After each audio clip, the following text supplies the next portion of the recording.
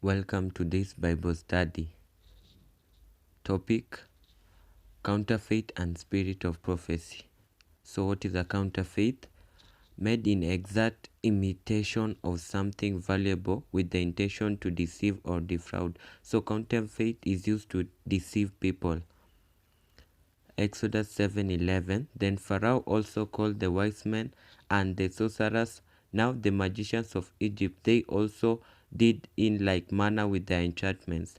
For they cast down every man his rod, and they became serpents. But Aaron's rod swallowed up their rods. So that's the first counterfeit. And the magicians did so, Exodus 8:7. And the magicians did so with their enchantments, and brought up frogs on the land of Egypt.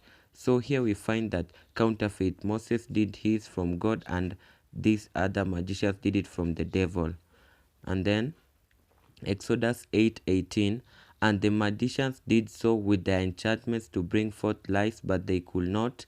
So there were lice on man and on beast. Then the magician said to Pharaoh, "This is the finger of God." And Pharaoh's heart was hardened, and he listened not to them, as the Lord had said. So the devil has a limit to his counterfeit. We have Ellen G. White, a spirit of prophecy. Ellen Gold White was an American author, a co-founder of Seventh-day Adventist Church, along with other Adventist leaders such as Joseph Bates and her husband James White. She was instrumental within a small group of early Adventists who formed what became known as the Seventh-day Adventist. So Ellen G. White was a writer, and God gave him the gift of prophecy, and we found a counterfeit during their time. Also, there is a person known as Alice Bailey. Alice Ann Bailey was a writer of more than 24 books on theological subjects, and was one of the first writers to use the term New Age. Bailey was born as Alice Latrobe Batman in Manchester, England. She moved to the United States in 1907, where she spent most of her life as a writer and teacher. So the devil has a counterfeit for also the spirit of prophecy. And Proverbs 29 verse 18, it says, where there is no vision, the people perish, but he that keeps the law, happy is he. So the Lord always puts prophets in his church, and then in his church, where so if prophets are there to show the people what is going to happen. And Revelation 10 verse 10, it explains the great disappointment, and that's why I say that Ellen G. White was a true prophet, because he came from the Adventist.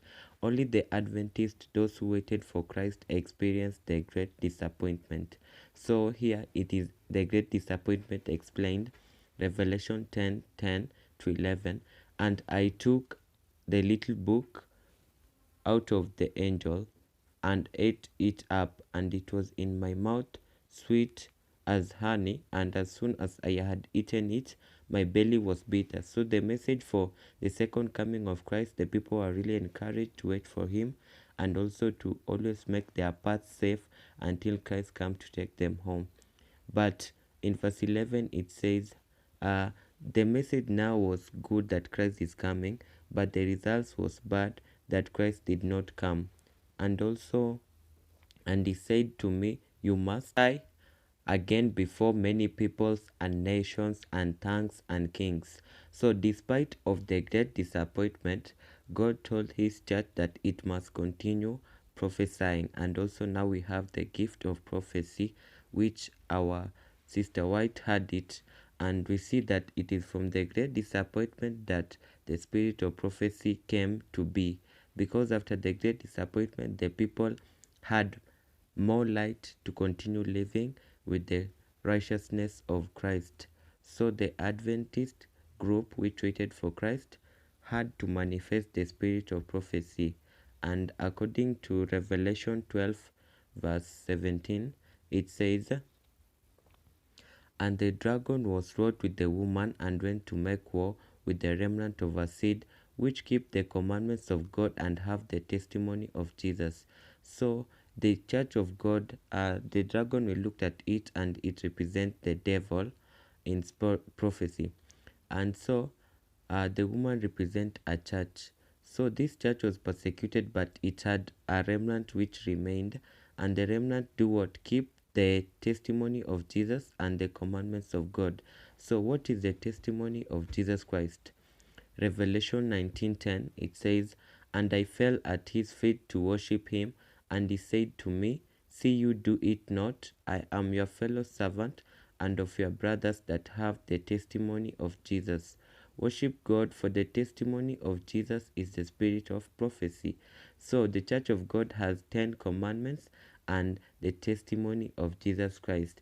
So the true Sabbath, they keep it, and also they have the testimony of Jesus Christ, which is the spirit of prophecy manifested in the church, which came out of the great disappointment.